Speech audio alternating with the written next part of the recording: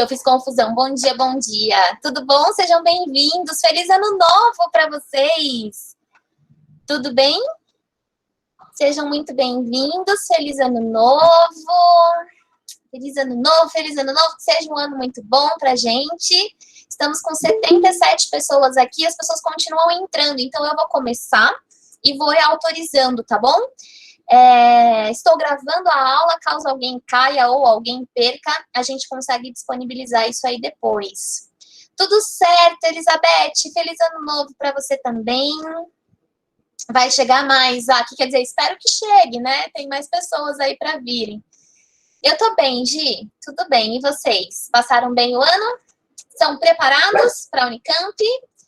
Estamos aí já, né? Na véspera. Quase lá. Animados, animados. Não fica nervosa não, que vai dar tudo certo, gente. Vão arrasar. Bom, então sejam muito bem-vindos. Para quem não é aluno da cooperativa, sejam muitíssimo bem-vindos. Eu sou a Mariana, sou professora de literatura. E a gente vai fazer hoje aqui uma revisão, animados não, uma revisão aí geral de última hora, últimas considerações sobre a prova de literatura na Unicamp. A gente sabe que a literatura, a Jennifer está presa no Ateneu, faz 84 anos. A gente sabe que a prova de literatura da Unicamp é uma prova muito ligada a leitura dos livros, os livros organizados por gênero. Então, a gente sabe que essa questão do gênero é uma questão muito importante para quem presta a Unicamp. Vocês sabem também, algumas coisas aí são legais da gente comentar. Não para de chegar gente. Isso é muito bom. Sejam todos muito bem-vindos. Deixa eu apresentar aqui para vocês os meus slides, assim a gente já vai caminhando no nosso processo. Tá tudo bem aí? Estão me vendo? Estão vendo os meus slides? Beleza, obrigada, João. Boa, gente, obrigada. Bom, então é isso, né? A gente sabe que a prova da Unicamp é uma prova muito ligada à questão dos gêneros, quando a gente fala em linguagem, e muito ligada àquela lista de leituras obrigatórias, ou seja, né, a Unicamp tem uma lista de leituras obrigatórias. Ela pressupõe que você está indo para lá fazer a prova tendo lido aquela relação de livros que ela te pediu, certo? Bom, pensando nisso, a gente precisa levar algumas coisas em consideração quando se prepara para fazer essa prova de literatura. Que a primeira coisa que a gente precisa levar em consideração é essa, né? Nós temos aí, esse ano, um ano especial com relação a essa lista, que ela era uma lista ali, né, no pré-pandemia, uma lista composta de 12 obras literárias, dentre gêneros diferentes, poema, conto, sermão, teatro, romance, né? Vários gêneros diversos. Diário a gente tinha. E aí, por conta dessa situação que vivemos, estamos vivendo ainda, né? Em 2020, agora em 2021, a gente tem a pandemia. E aí, para tentar ser uma prova mais democrática, mais acessível, para equilibrar com a situação pandêmica e catastrófica que vivemos neste país, a Unicamp fez uma redução da lista e ela reduziu a sua lista para 7 obras de leitura obrigatória, 7, né? Por que isso é importante? Por que eu tô falando essas coisas? Porque vejam que a Unicamp, ela faz uma seleção de obras que são de domínio público. Então, vejam aqui no meu slide, né? Nós tínhamos essas 12 obras e agora ficamos com Os Sonetos Escolhidos do Camões, O Sobrevivendo no Inferno do Racionais, o conto O Espelho, do Machado de Assis. Mais pessoas, só um minuto. Nunca vai superar a saída do quarto de despejo, né? Nem me fale, nem eu. O Espelho, do Machado de Assis, O Marinheiro, do Fernando Pessoa, A Falência, da Júlia Lopes de Almeida e O Ateneu, do Raul Pompeia. Então, a gente percebe que a Unicamp, diferente do que ela tinha feito aí nos últimos anos, né? Ela acabou ficando com uma lista reduzida, mas uma lista reduzida que resulta, né, em obras muito clássicas, talvez com exceção do Sobrevivendo no Inferno, que é uma obra muito contemporânea nossa, todas as outras são grandes clássicos literários. E aí a gente vê até o Racionais, né, um álbum de rap, coexistindo numa lista com grandes clássicos como Camões, por exemplo, ou como Machado de Assis, ou como Fernando Pessoa, né? Então são obras que têm um distanciamento temporal muito grande. Então é legal a gente pensar nisso, porque as questões de linguagem são muito importantes nesse sentido. Todas as obras são obras de língua portuguesa, só que elas manifestam a língua portuguesa de formas diferentes, né? Elas têm uma variante portuguesa, ou uma variante muito clássica, ou uma variante brasileira, ou uma variante periférica. Então, olhar para a linguagem, quando a gente pensa na obra da literatura, nas obras de literatura de leitura obrigatória da Unicamp, é muito importante para a gente entender o que a prova espera de nós, né? Tô vendo aí que vocês estão falando do que vocês gostaram, do que vocês não gostaram. A Lorena falou que tá feliz porque saiu A Cabra Vadia do Nelson Rodrigues, que era um livro meio complicado, né? A Lê falou que gostou da Falência. Também gosto muito da Falência. Então, pensando nessas 7 obras que a Unicamp reduziu a lista, né? Machado, sempre, né?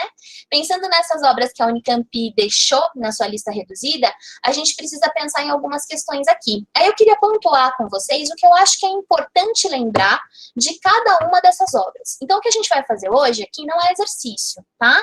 Para essa primeira fase, eu acho que é muito legal a gente colocar apontamentos do essencial, do essencial, do essencial de cada uma dessas 7 obras, certo? Estão preparados para isso? Podemos ir? Vamos tentar fazer um percurso cronológico aqui, mas não muito, tá? Porque a nossa preocupação é muito mais com o gênero. Então, como é que a Unicamp olha para essas obras literárias? Vamos pontuar aqui questões que são importantes em cada livro. Sim, Gu, tem os episódios da obra no CooperaCast, temos vários episódios lá de análise das obras literárias da Unicamp, comentários e tudo mais que dá para vocês irem ouvindo aí nos próximos dias, se quiserem.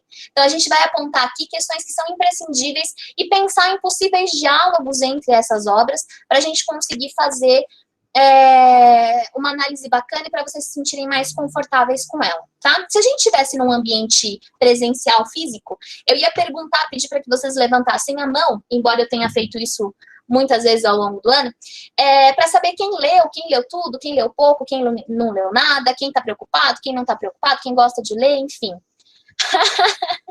Dá para levantar aqui, né? Mas a gente não precisa fazer isso, não. Fiquem tranquilos, tá? Não vou nem impressionar vocês com isso. Então, o que a gente vai fazer hoje é tentar dar um panorama geral de cada um dos livros para vocês entenderem para onde devem olhar. Então, é mesmo uma revisão final daquela de última hora, beleza?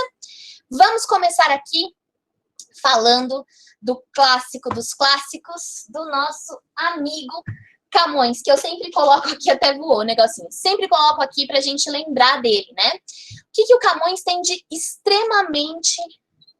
Não, pra mim não aparece, Mi. Agora apareceu a Ana Carolina. Mas não tá aparecendo mais ninguém. Mandar de novo? Pede pra tentar de novo. Beleza, tô de olho aqui. Estamos com 87 pessoas aqui até agora. Tô de olho. Bom, vamos pensar aqui, então, no nosso Camõezinho, no nosso bonequinho, né? Tentando o link antigo? Acho que não, Gu. A Mia atualizou lá, não é para isso acontecer, não. Mas a gente fica de olho aqui. Bom, agora a Auriane pediu, ó, tenho vários aqui. Auriane e Maria Magalhães. Pronto, autorizadas. Vamos ver se eram elas. Bom, coisas importantes para a gente pensar a respeito dos sonetos do Camões, né? Nós temos aí vocês sabem que a obra do Camões é uma obra muito complexa, é uma obra que se divide em épica e lírica, né? E quando a gente fala de lírica, nós temos poemas que são conhecidos como poemas em medida velha, que são aqueles escritos em redondilha maior, e nós temos poemas em medida nova, que são aqueles no verso decassílabo. A medida nova, ela é o tipo de verso que se desenvolve no classicismo do século XVI. E o Camões é um grande mestre deste desenvolvimento do verso decassílabo em Portugal. E aí, então, o que a Unicamp fez? Dentre toda a produção lírica do Camões, que são muitos poemas e são ainda muitos sonetos, ela fez uma seleção de 20 sonetos. Então, Vejam que interessante, a Unicamp ela escolhe um tipo muito específico de texto poético. Lembra que a gente falou que ela trabalha muito fortemente com os gêneros? Então, dentro do gênero poesia, ela fez uma escolha muito específica de um texto muito clássico, muito formal, que é o soneto. O que é um soneto? Sonetos é um poema, certo? O soneto é um poema com 14 versos decassílabos. O que são versos decassílabos? Versos que têm 10 sílabas poéticas. Esses 14 versos decassílabos, eles são organizados em 2 estrofes de 4 versos e 2 estrofes de 3 versos. Então, fica 4, 4, 3, 3. Essa é a estrutura de um soneto. A gente costuma dizer que os sonetos são formados por 2 quartetos e 2 tercetos, certo? Muito bem.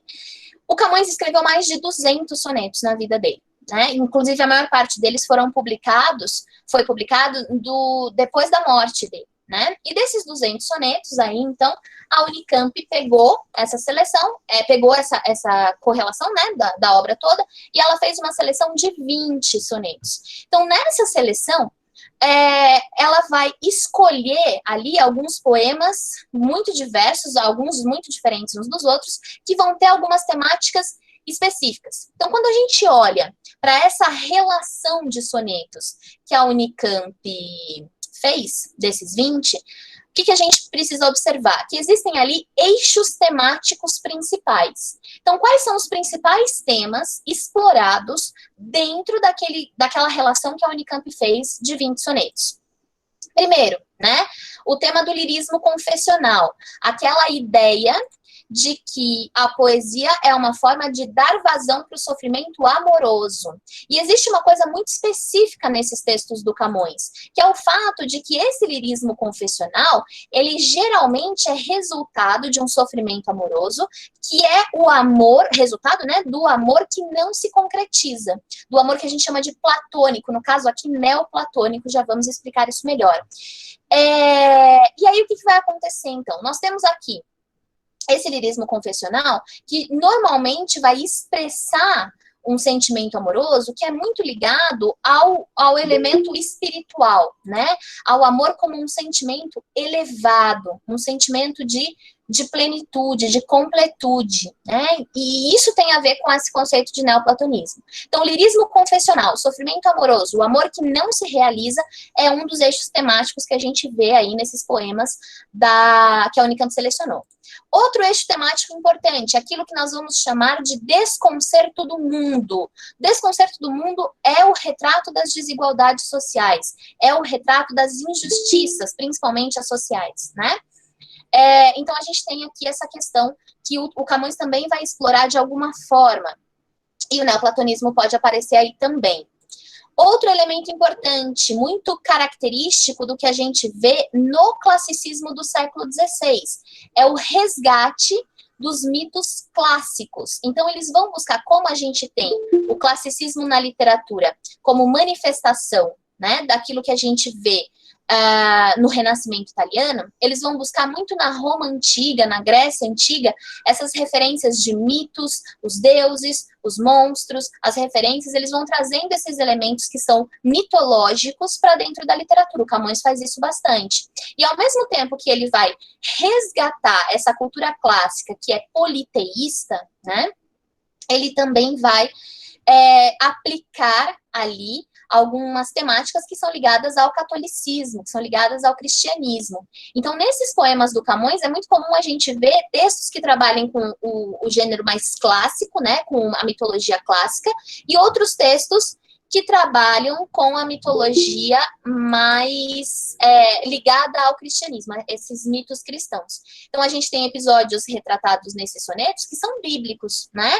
Um desses sonetos vai falar, por exemplo, da história do Jacó, da Raquel e da Lia.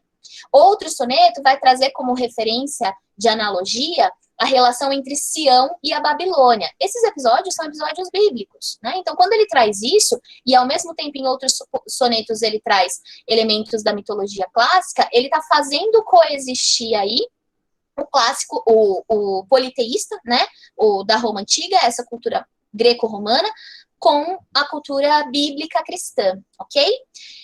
Além disso, tem uma outra referência importante, que é a referência ao neoplatonismo, que é a referência à filosofia clássica da Grécia Antiga. O neoplatonismo é um resgate daquela ideia do mito da caverna, do Platão, aplicado naquela contemporaneidade do século XVI. Então, o que vai acontecer? O que o neoplatonismo entende? Entende que o universo onde a gente vive, ele é dividido em dois mundos, em dois planos. Existe um plano que é o plano da perfeição, né? É o plano da matriz da verdade, da essência de todas as coisas, e existe um plano que é terreno, que é físico, que é real, certo? Esse mundo perfeito e ideal da essência de todas as coisas é um mundo inteligível, que a gente costuma ver aí nas análises literárias como o mundo das ideias. E o mundo real é o mundo em que a gente vive, é um mundo tangível. Então, toda vez que aparecer uma ideia de oposição entre aquilo que é perfeito, espiritual e essencial, porém inacessível, em oposição àquilo que é real, físico e concreto, a gente tem uma referência neoplatônica. Quando aparece uma relação de oposição, certo? Oposição, a gente tem sempre um lá e um cá. A gente tem sempre um elemento espiritual, um elemento carnal. O amor retratado de forma espiritual e de forma carnal. Essas oposições, elas são reflexo desse pensamento neoplatônico. Essa ideia de que tem sempre um ambiente de elevação e um ambiente tangível e físico. Tudo bem? Tá tudo bem até aqui, gente? Eu tô dando uma aceleradinha por causa do tempo, mas a gente tá junto. Vocês estão comigo? Tem alguma dúvida? Tudo bem? Então tá bom. Qualquer coisa vocês me interrompam, tá? Bom, além disso, né, outro tema importante, outro eixo temático dentro desses sonetos que o Camões, que a Unicamp seleciona, os sonetos do Camões que a Unicamp seleciona, a gente também tem um eixo temático muito importante, que é o mito da Dinamene. A Dinamene era uma mulher amada, né, era uma musa do Camões, uma mulher que ele amou muito, e que morreu muito jovem num naufrágio, num acidente no qual ele estava junto. Então, essa figura da mulher amada, que morreu muito jovem, muito cedo, né? Inclusive tem aquela lenda de que ele deixou de salvar a vida da Dinamene para salvar o manuscrito dos Lusíadas, que ele tinha levado 20 anos para escrever, né? Essa imagem da mulher morta, da mulher amada que morreu muito jovem, é uma imagem muito presente em muitos desses sonetos que a Unicamp seleciona. Inclusive, em muitos deles, a gente tem o nome Dinamene sendo citado, né? Que a dualidade do mundo tangível e inteligível não é como o céu e o inferno, mas isso não vai acontecer inevitavelmente por conta da presença do mito cristão? Sim, Lucas, acontece, mas não é uma tônica, não é uma constante. Nem sempre, quando aparece esse conceito de mundo espiritual, de mundo inteligível e mundo tangível, necessariamente é céu e inferno. Quando existe uma referência bíblica, pode ser, mas não é uma coisa para a gente bater o martelo. Essa questão cristã, ela não é fundamental e imprescindível na obra do Camões. Ela aparece, mas ela não é o que direciona o pensamento, tá? É a oposição entre algo abstrato, algo que não pode ser tocado, e algo concreto. E isso vai se manifestar em formas diferentes, tá? Pode ser em lugares diferentes, pode ser em tipos de sentimentos diferentes, em posturas diferentes, não necessariamente num conceito de céu e inferno. Tá? O fato da gente ter os mitos bíblicos não faz com que necessariamente toda manifestação neoplatônica seja de céu e inferno. A Babilônia e Sião é um exemplo que se aproxima dessa questão. Sim, Ale, exatamente, tá? Lá naquele poema da Babilônia de Sião, ele coloca a Babilônia como um lugar de tormenta e Sião como a terra prometida, não necessariamente céu e inferno, né? E uma referência bíblica. Boa, Lu, vamos em frente, então. Só para a gente fechar, outro tema que aparece aí com bastante constância nesses sonetos que a Unicamp seleciona do Camões é a ideia, e isso é uma ideia muito do século XVI, tá? Uma ideia muito antropocêntrica, a ideia de que a vida passa, né? De que a vida é efêmera, de que o tempo é efêmero. Muito bem. Nós estamos com 101 pessoas aqui nessa chamada, estamos ao todo, né? Incluindo eu e a Mi também. Ainda aparecem algumas pedidos de autorização, mas o número não muda.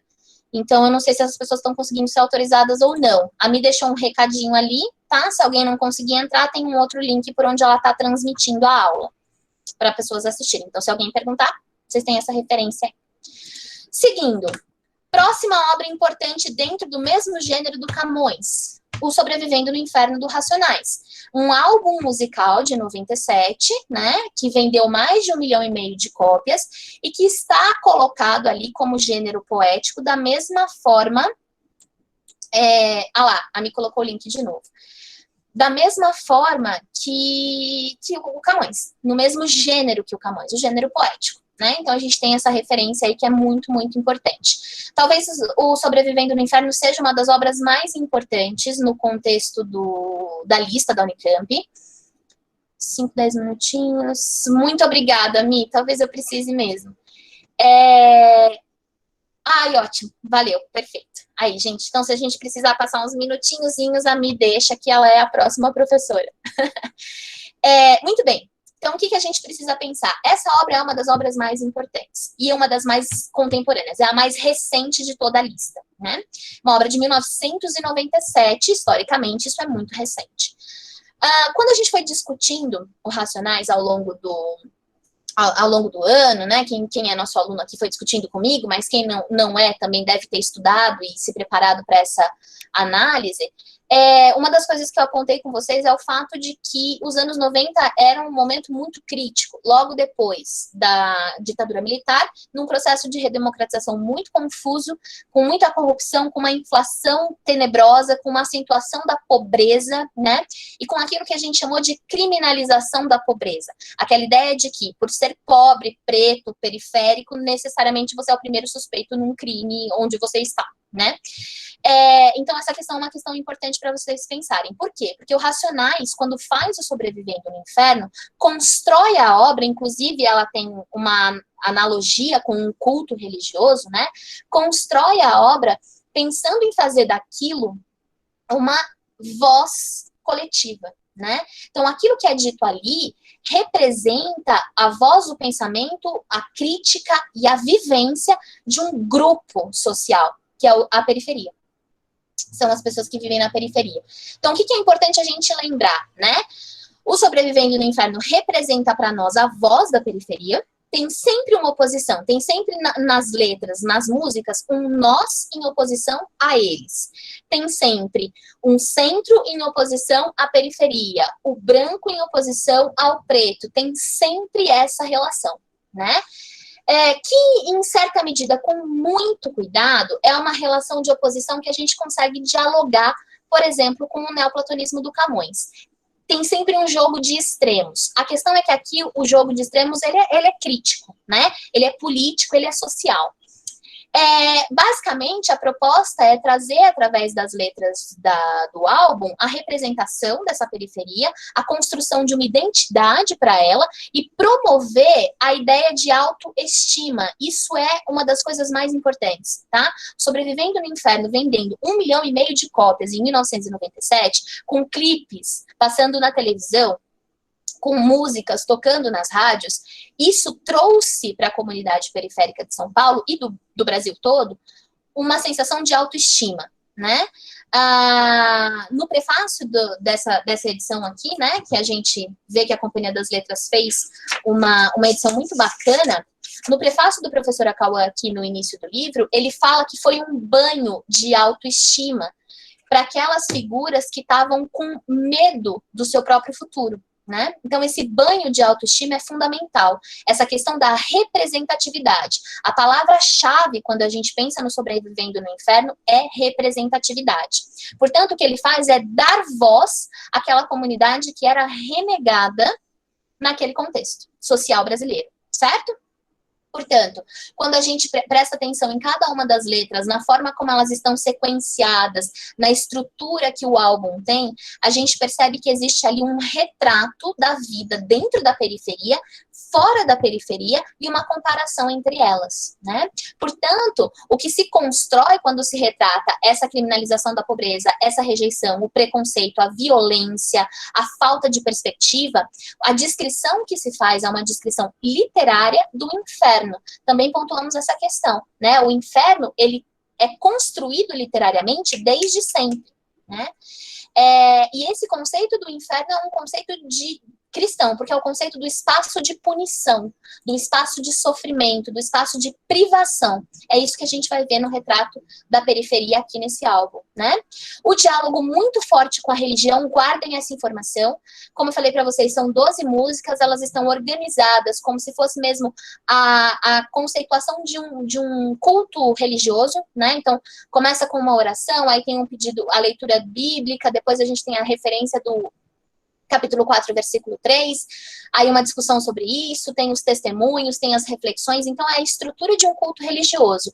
E todas as imagens religiosas que são utilizadas, a começar pela capa, né, em que nós temos aí essa cruz, e como a gente comentou também, nessa edição da Companhia das Letras, as páginas douradas, para simular uma Bíblia, sempre reforçando essa imagem de que o sobrevivendo no inferno é a Bíblia da periferia, certo?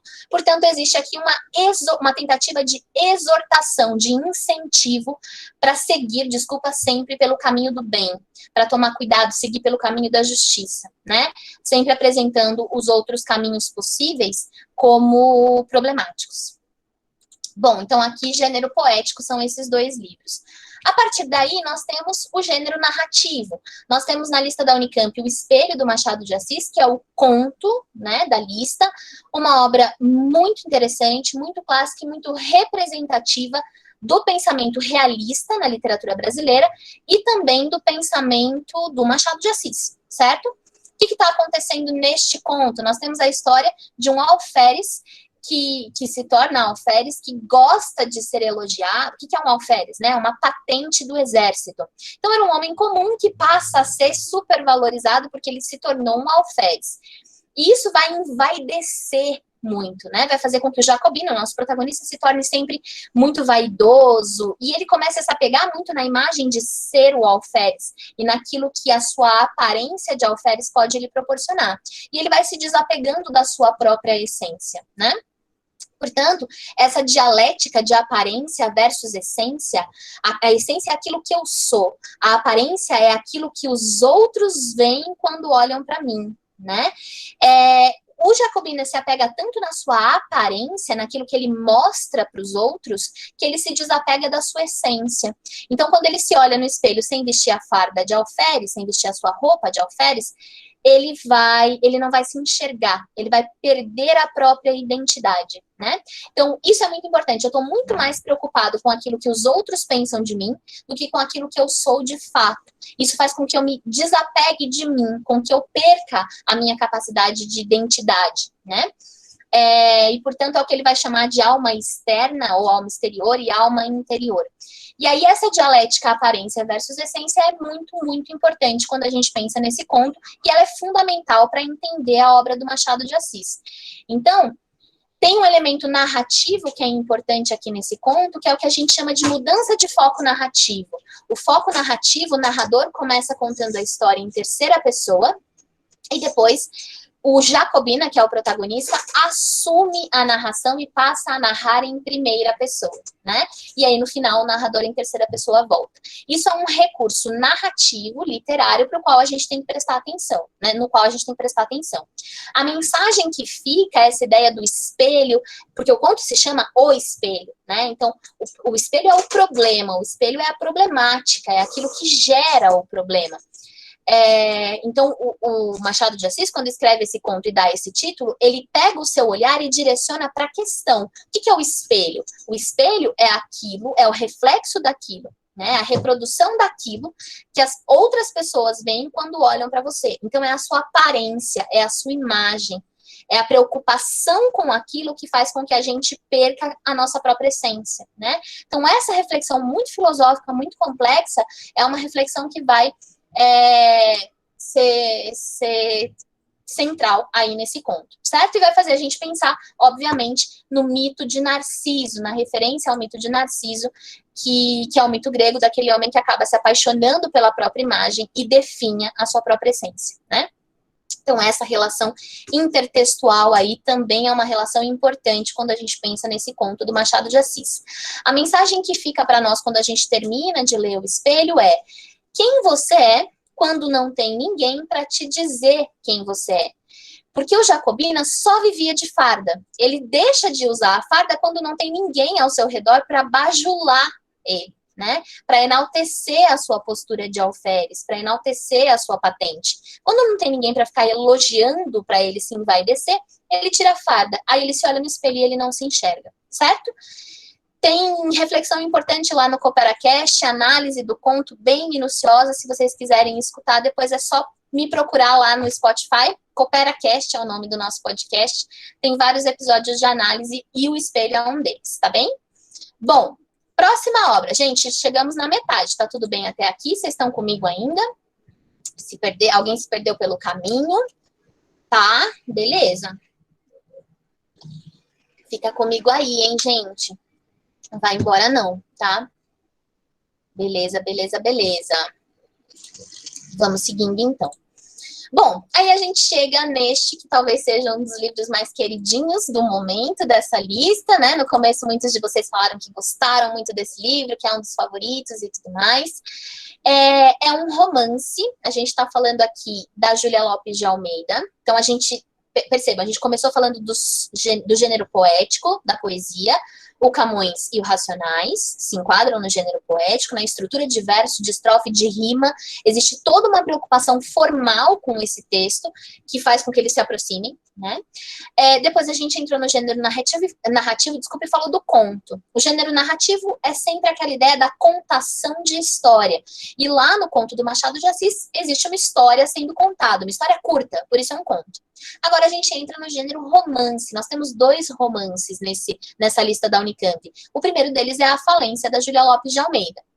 A Falência é um romance que é escrito em 1901, mas ele se passa em 1891, certo?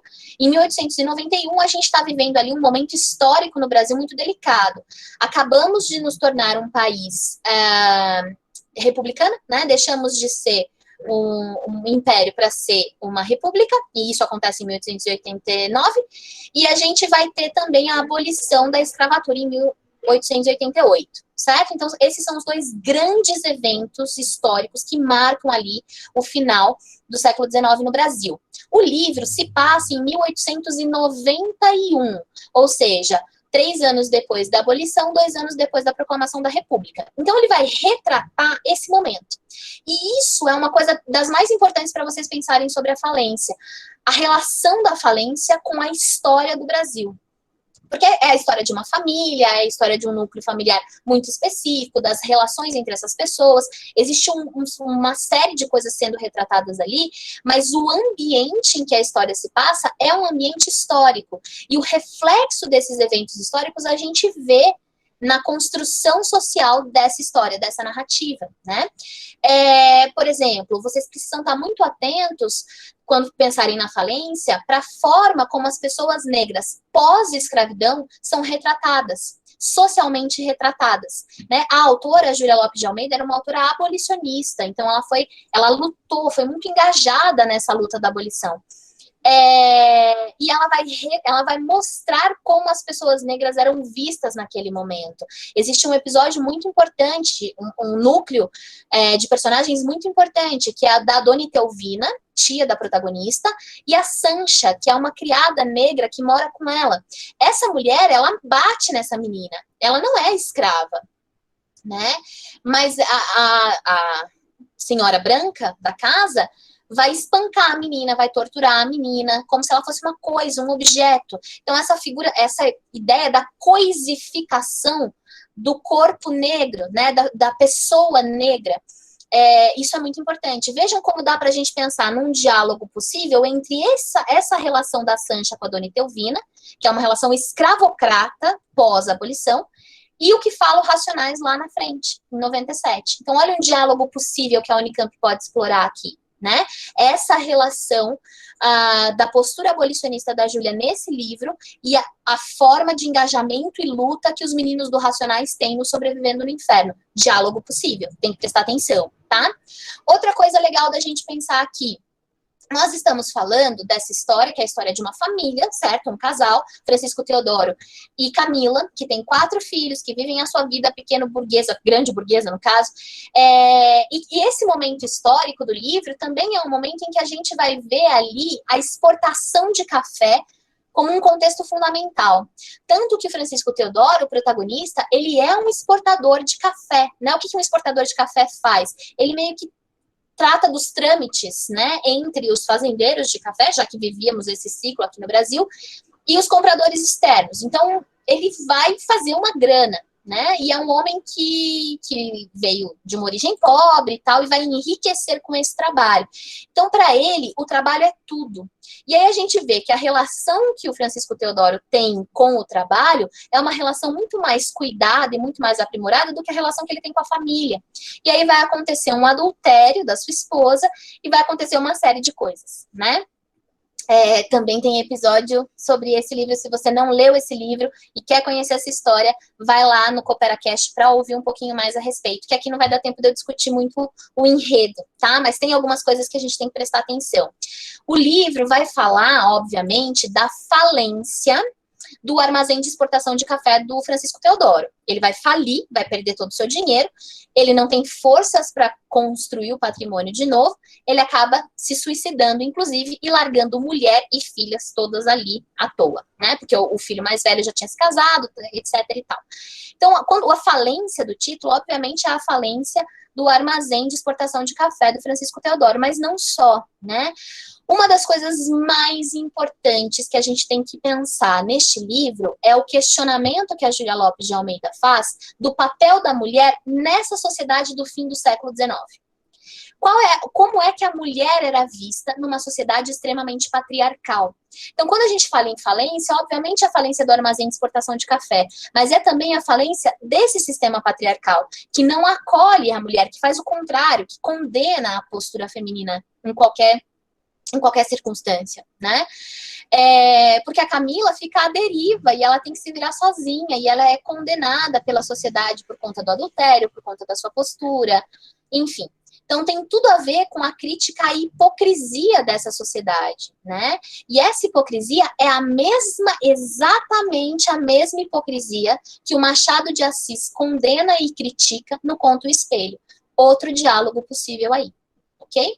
Outra coisa importante para a gente pensar o próprio conceito de casamento também vai ser muito questionado nesse livro.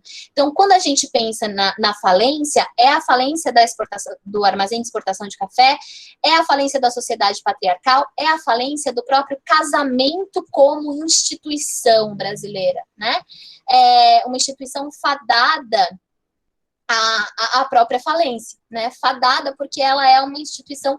As pessoas ali não eram casadas por amor, eram casadas por conveniência. Então, essa proposta de matrimônio é extremamente questionada ao longo do livro. Então, essa também é uma questão crítica que vocês precisam prestar atenção.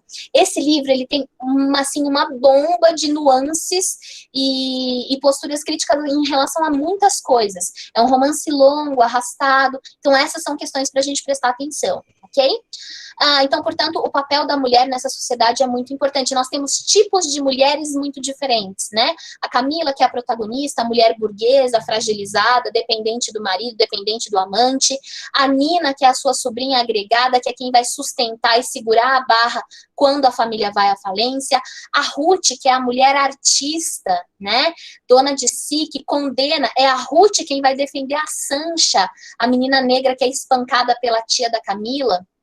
A Catarina, que é uma mulher solteira, autossuficiente, também extremamente condenada. A mãe da Catarina, que foi vítima de feminicídio. Então, são temas que são extremamente atuais, certo?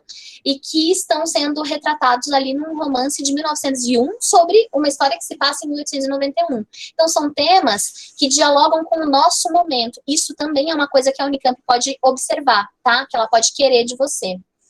Outra coisa legal da gente pensar, a Noca também é a criada, a mulher negra, aquela figura que fica no não lugar dentro da família, mas que fica com as mulheres até o fim. Então, a relação de sororidade entre elas no final, tudo isso são temas extremamente atuais, que estão num livro que é de 1901 e que a história se passa no final do século XIX. Então, diálogos possíveis aqui também, né? O olhar para o arco de desenvolvimento da Camila e para o arco de desenvolvimento do Francisco Teodoro decai e ele se mata, ele foge da vida, né? A Camila não, ela vai até o fundo do poço e ela sobe de novo e reconstitui a própria vida para viver sozinha e autossuficiente, contando apenas com as mulheres da sua família.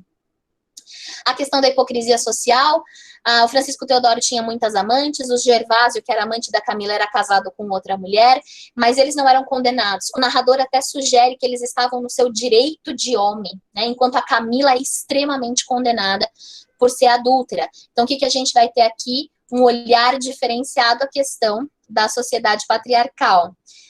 A Júlia Máximo, ela é muito maravilhosa, ela é incrível e espetacular. E sim, Vini, bem lembrada, ela é de Campinas, ela morou aqui em Campinas durante muito tempo, né? Inclusive aqui nos nossos arquivos da cidade, a gente tem muito conteúdo, muito material sobre a Júlia Lopes de Almeida. Então, bem maravilhosa, esse livro é muito maravilhoso e acho que vale a pena vocês estarem atentos para ele, tá? Nós temos aqui, então, 3 pontos de atenção para vocês.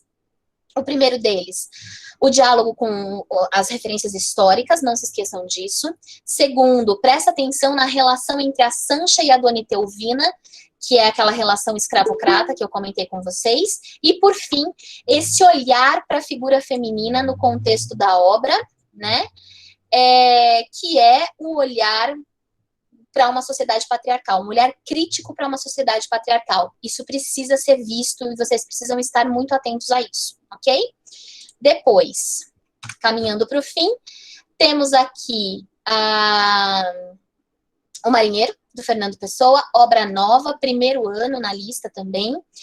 O Marinheiro do Fernando Pessoa já não é mais o gênero narrativo, né? O Marinheiro é o gênero dramático, a gente está falando aqui de uma peça de teatro, e aí é uma peça de teatro que vai fazer uma reflexão muito forte sobre o sonho e sobre o poder criador da imaginação, da ficção, né?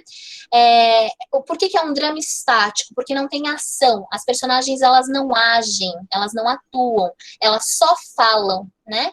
E isso é interessante porque drama vem do grego e significa agir, ação. E esse é um drama estático, então é quase um paradoxo nesse pensamento. É uma peça que vai construir um ambiente em que a gente não tem muita certeza se aquelas pessoas estão vivas, se elas estão mortas, se elas estão acordadas, se elas estão dormindo. É uma baita viagem, né, como a Lê colocou aí. A gente tem essa reflexão importante sobre o poder criador da ficção. Se não a gente não é capaz de fazer, ou se nós estamos impedidos de fazer, o que nos resta é criar, é ficcionalizar. E aí, a peça vai propor uma espécie de dissolução da fronteira entre a realidade e o sonho. Então, o elemento do sonho é um elemento muito importante nessa peça, extremamente importante, tá? Tanto que a atmosfera que se cria é uma atmosfera de sonambulismo. A gente não tem certeza se aquelas personagens estão acordadas ou não, se elas estão sonhando ou se elas estão vivendo, se elas estão vivas ou se elas estão mortas. É a história de 3 mulheres que estão velando o corpo de uma donzela e elas vão passar a noite toda nesse velório e aí, para o tempo passar, elas vão conversando e elas vão contando histórias e uma dessas histórias é a história de um marinheiro que foi naufragado, né, passou por um naufrágio, sobreviveu e viveu o resto da sua vida numa ilha deserta. E ele sentia muita saudade da sua terra natal, da sua pátria. Então, ele começa a imaginar uma nova pátria, imaginar um novo país. E conforme ele vai imaginando, as coisas vão existindo. E aí ele se apega tanto naquele país que ele se esquece da sua terra natal. E quando ele pensa, nossa, mas eu não vim daqui, de onde eu vim, né? E tenta se lembrar das suas origens, ele não consegue. Porque ele, de tanto viver dentro do contexto imaginado, ele se esquece do contexto real. Isso, claro, tem um diálogo importante quando a gente pensa em Fernando Pessoa, em literatura em Portugal. Tem uma relação importante com o contexto histórico, com o processo histórico português, que é o processo das grandes navegações, né? E o apego que o povo português, a cultura portuguesa tem a esse período das grandes navegações até hoje. Então, tem alguns apontamentos importantes. Essa peça carrega muitos elementos que são do simbolismo, a corrente literária do final do século XIX, e ela mescla isso com elementos que são modernistas, como essa ideia de um drama estático, por exemplo, né? Muito bem, basicamente a reflexão que a gente tem no final é essa ideia da impotência humana. O ser humano, ele é quase como um bonequinho, né? Quase como se ele fosse um fantoche na mão do destino. E o fato de a gente não controlar o destino e se apegar ao passado num sentido de retrocesso por medo do que vem depois, né? Então, existe uma crítica aí a essa postura portuguesa e existe também um recorte que é existencial muito, muito grande. É uma peça extremamente existencialista, extremamente ligada a essa questão da reflexão sobre quem somos, sobre o que criamos e sobre para onde vamos, né? Então, é uma peça muito maravilhosa e muito ligada a essa temática do poder criador do sonho e da fantasia. Então, o marinheiro criou um mundo novo que acabou substituindo o mundo real. O fato de não ter fronteira delimitada entre a realidade e o sonho, a realidade e a imaginação, faz com que a gente tenha uma mistura dos dois. É sobre isso que o Fernando Pessoa fala nessa peça, ok? Bom, outro romance que temos é o romance O Ateneu, do qual vocês estavam falando aí, né? A Jennifer falou que está presa nele há 1 milhão de anos, não consegue... Não chega a ser neoplatonismo no modelo camoniano, Vini, mas é muito parecido com isso. O simbolismo explora o neoplatonismo da mesma forma, só que aqui não é mundo da essência das coisas e mundo real, é a ideia de imaginação e realidade. É essa fronteira que está sendo dissolvida, tá? Mas existe uma relação possível, sim, muito bem observado. Bom, o Ateneu é a história do Sérgio, que está narrando a sua experiência de vida enquanto ele vivia no colégio interno, chamado Ateneu. Não vai ter jeito, né? Você correu de spoiler.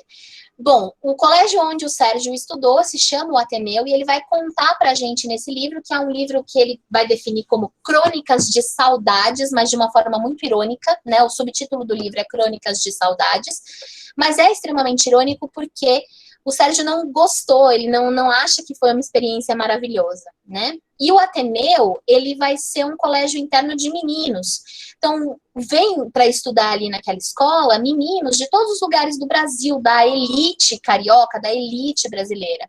E aquelas pessoas, elas representam tipos sociais com patologias sociais diferentes.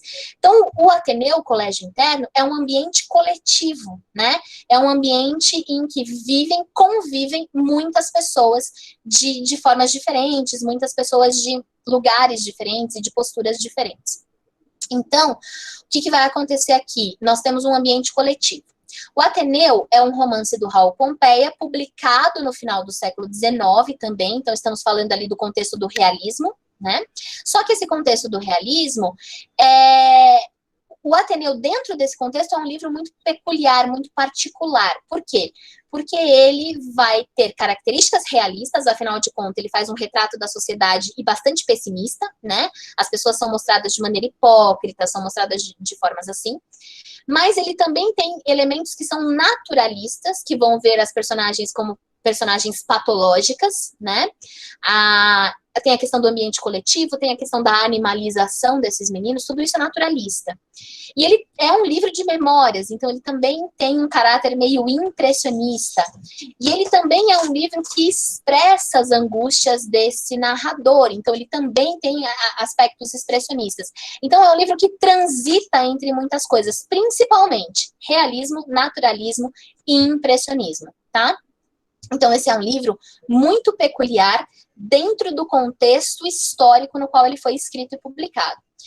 O romance é inspirado na vivência do próprio autor, Raul Pompeia, no colégio interno onde ele estudou. Então, existe uma carga de verdade no livro e uma carga de memória muito grande. O livro é um livro difícil de ler, no sentido de que ele é meio arrastado, né? Não são muitas ações, então são episódios retratados na vivência do Sérgio dentro da escola. Ao longo da narrativa, a gente vai conhecendo os amigos do Sérgio, né? Com quem ele se relacionou aí ao longo desses anos, o tipo de relação que ele tinha, e cada menino representa um tipo social. Então tem um que é interesseiro, tem um que é extremamente inteligente, tem um que é meio mau caráter, bagunceiro, tem o homossexual, tem o estudioso, tem o religioso. Então, são tipos sociais representados naquele contexto coletivo, certo? Isso é muito importante, tá? Essa representação do Ateneu como o mundo, como um microcosmo. A primeira frase do livro é: vais encontrar o mundo, disse-me meu pai à porta do Ateneu. Ou seja, o pai do Sérgio dizendo para ele: você está indo para a escola, ali você vai encontrar o mundo. Isso é muito representativo, né? Então, a gente tem todas essas questões aí para pontuar que são importantes. Uma coisa que eu quero que... A questão da linguagem é uma questão fundamental, né? O que a gente precisa pensar sobre a linguagem? É um romance que eu disse para vocês que é arrastado, mas ele tem uma linguagem extremamente refinada, extremamente rebuscada, extremamente elevada, né? Isso faz com que o livro seja um livro pouco palatável. Você tem que estar muito concentrado para entender, pelo menos até você pegar o ritmo da narrativa. Quero que vocês prestem atenção a duas coisas fundamentais aqui. Primeiro, óbvio, né? A postura narrativa do Sérgio, a forma como ele age. A gente percebe que ele flerta com algumas coisas, a gente percebe que ele está no despertar sexual, e quando ele olha para a adolescência, né? Quando ele olha para os lados, só tem meninos ao seu redor. A gente percebe que ele sente uma certa atração, mas ele não assume isso. Então, fica muito no âmbito do psicológico e do memorial desse personagem. Outra coisa importantíssima, o personagem Aristarco, que é o diretor do colégio, que representa, dentre muitas coisas, aquele modelo de instituição disciplinadora. Uma das críticas mais importantes do Raul Pompeia neste livro, paixão filial pela Ema, ele tem uma paixão filial pela Ema, a Ema é a esposa do Aristarco, ele tem um apego por ela, porque ele vem de uma criação maternal muito superprotetora, e quando ele vai para o colégio, ele se sente afastado disso, ele sente isso, então ele busca na Ema uma coisa que é quase platônica, né? É filial, mas beira ao platônico. Só que ele também vai ter aí, ele vê a Ema de um jeito diferente. Sim, eu não duvido não que ele seja bissexual, tá? Faz muito sentido essa leitura, bastante sentido, ela é totalmente legítima. Porque ele sente uma certa atração por ela, ele sente uma certa atração pela Ângela também. Embora a paixão filial seja mais forte pela Ema, existe toda uma coisa platônica se construindo ali. Mas ele também se sente atraído principalmente pelo Bento e depois pelo Egbert, tá? Então a gente tem essas leituras possíveis. Fala-se em homossexualidade porque o Raul Pompeia era homossexual. E este livro é inspirado na sua vivência e nas suas lembranças. Então, tem muito de biográfico no livro também. Não é uma biografia, mas tem aspectos biográficos que são refletidos aqui. Muito de leve, tá? Então, por isso fala-se numa leitura de homossexualidade para o Sérgio. Mas a bissexualidade é extremamente legítima aqui.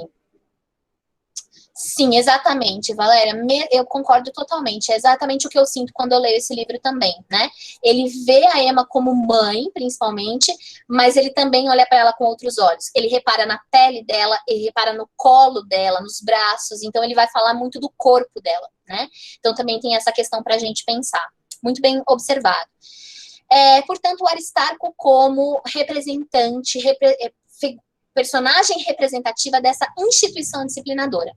A principal crítica do Raul Pompeia neste livro é a este modelo de disciplinar de educação, tá? É uma crítica profunda, porque ele vai mostrar o ônus disso, os impactos psicológicos que isso tem, ok? Muito, muito importante isso aí para vocês. Bom, para a gente fechar nossas reflexões de hoje e eu liberá-los para a aula da Mi, a gente tem aqui talvez o livro mais detestado dentro dessa lista da Unicamp, né? Que são os Sermões da Quarta-feira de Cinzas, do Padre Antônio Vieira. Depois do Camões, esse é o segundo livro mais antigo que a gente tem na lista, né? Acho que o caso da morte relacionada com a Ângela é bom ter atenção. Acho sim, Val, porque o que vai acontecer com relação à morte da Ângela no Ateneu, tá? Ela é uma mulher extremamente sedutora, é uma mulher extremamente sexualizada, isso também é uma característica naturalista que esse livro apresenta. E ela faz com que os homens, né, os dois funcionários que disputam ela desperta neles uma coisa animalesca, que é o fato de que eles recorrem à violência para disputar as atenções dela, tanto que um mata o outro, né? Então, acho que vale a pena prestar atenção nessa questão, sim. A gente tem esse afloramento dos instintos, o sexual, o violento e o físico, né? Então, essa questão a gente precisa prestar atenção, porque é um aspecto naturalista dentro do livro. E, obviamente, mostra uma falha naquela perfeição moral que o Ateneu tinha como imagem, que o Aristarco reforçava. E ali morreu o aluno, teve assassinato, teve de tudo ali naquela escola, né? Então, é de novo a aparência versus a essência. A escola tem a imagem, preservada pelo Aristarco, de perfeição moral, mas por dentro ela é toda podre, né? Então, isso é uma questão extremamente realista. Então, dois aspectos importantes. Bem lembrado, Val, muito bem observado. Bom, para a gente fechar, então, falar aqui dos sermões da quarta-feira de cinzas, A Ale colocou ali que tem uma coisa de Édipo na relação do Sérgio com a Emma. Tem mesmo, tá? Tem mesmo. Acho que é isso. Desculpa se eu não tiver visto tudo que vocês colocaram, gente, me perdoa, tá? Muito bem. Falamos, então, do Padre Antônio Vieira para fechar as nossas reflexões e deixar vocês tinindo para essa primeira fase. O que a gente tem aqui no texto do Vieira? É um texto do século XVII. O Camões do século XVI, o Vieira do século XVII, ok? Por que isso é legal da gente pensar? Por que isso é importante? Nós estamos falando de um texto com um distanciamento histórico muito grande. E nesse texto, nós vivemos ali no século XVII o movimento literário do Barroco. E não são, dentre os mais de 800 sermões do Padre Antônio Vieira, a Unicamp selecionou 3 que são da quarta-feira de cinzas. A quarta-feira de cinzas é aquela quarta-feira que antecede, né, o primeiro dia da quaresma, ou seja, totalmente ligado à religião. Estamos falando do Barroco do século XVII, que é um movimento literário num contexto histórico chamado de Contra-Reforma, que é uma reação da Igreja Católica à Reforma Protestante do século anterior, em um momento em que a Igreja Católica tenta se fortalecer como poder político, né? E se impor. E aí, como é que ela vai controlar a população? Como é que ela vai controlar os seus fiéis? Pelo medo. Que medo que as pessoas podem ter, que a igreja usa como instrumento dogmático, né? O medo de ir para o inferno. Exatamente, Val. O medo de ir para o inferno. E aí o inferno vai ser aquele desconhecido, né? O inferno é uma possibilidade de vida após a morte. Depois que você morrer, você tem 2 caminhos a seguir. Ou você vai para o céu, ou você vai para o inferno. O que define se você vai para um ou para outro? O que você viveu na sua vida, a sua vida terrena. Então a igreja diz, faz tudo o que eu mando, se comporta direitinho, obedece os meus dogmas, que daí você tem chance de ir para o céu. Do contrário, inferno para você. E esse texto... E o Padre Antônio Vieira é um padre extremamente crítico socialmente. Existem vários outros sermões, milhares, eu exagerei, mas existem muitos outros sermões em que ele vai assumir posturas críticas até à própria igreja, até à própria Inquisição. Porém, a Unicamp selecionou esses 3, em que se fala dessa questão do inferno, da vida após a morte. E a tônica dos 3 sermões, todos eles são de anos diferentes, mas do mesmo evento, que é a quarta-feira de cinzas. Então, eles falam sobre a mesma coisa. E aí, a epígrafe de todos eles, a tônica, o mote de todos eles, o tema fundamental, é o tema de que nós somos pó e voltaremos ao pó. Né? Então, pulvis es et in pulverim reverteris. Você é pó e vai voltar ao pó. Então, vive a sua vida direitinho, do jeito que a igreja define como correto, ok? Essa relação igreja-inferno, crítica social, é muito importante para esse texto. E esse conceito de inferno religioso cristão, a gente dialoga diretamente com o Racionais, tá? O inferno que o Racionais descreve como sendo a periferia, é o mesmo conceito literário de inferno que o Padre Vieira define aqui. É esse espaço de privação, de punição, de medo, né? E o mesmo tipo de invocação e exortação que os meninos do Racionais fazem no Sobrevivendo no Inferno, o Padre Vieira faz nesses 3 sermões aqui, né? De seguir pelo caminho da justiça, refrigera a minha alma, etc e tal. Bom, o sermão de 72, ele vai propor uma discussão sobre igualdade, sobre todos nós sermos iguais, né? na hora da morte. Então, não importa o quanto de riqueza você acumula em vida, quando você morrer, você vai ter o mesmo destino que uma pessoa que não acumulou riquezas, talvez um destino pior. No Sermão de 73, que é o segundo texto, ele vai falar sobre a antecipação da morte, da importância de viver uma vida de penitência, de privação, para que quando você morrer, você possa ter uma vida de plenitude no céu. Então vejam que interessante, né? A igreja joga com o desconhecido. Caem bastante, Má, você perguntou, a Maíra perguntou se as obras caem na primeira fase. Caem, tá? Metade das questões de linguagens na primeira fase é sempre das obras literárias. Então fiquem atentos a elas, tá? E por fim, o terceiro e último, então aqui seguir, né, na rejeição dos pecados, e o terceiro e último sermão vai falar sobre é melhor saber morrer do que saber viver. A morte é uma coisa boa, né? Porque é a possibilidade de estar com Deus. Então vai existir uma espécie de exaltação da morte. Bom, coisas importantes para vocês lembrarem. Fiquem atentos ao fato de que sermão é um gênero literário argumentativo. Então, o que o Antônio Vieira faz nesses textos é defender um ponto de vista. Exatamente, Celina, muito bem observado. Ele é um gênero oral, é um gênero para ser lido em voz alta, ele não é um gênero só para ser lido como texto, né? Por isso ele tem muitos elementos de oralidade, de fala. Esses são dois aspectos importantes do gênero, a questão argumentativa e o fato de ser um gênero oral. Outra coisa muito importante, como é que esse aspecto argumentativo se constrói? O Vieira tenta defender a tese de que você tem que viver direitinho de acordo com os preceitos da igreja para ir para o céu. Então ele argumenta, ele tenta te persuadir, te convencer.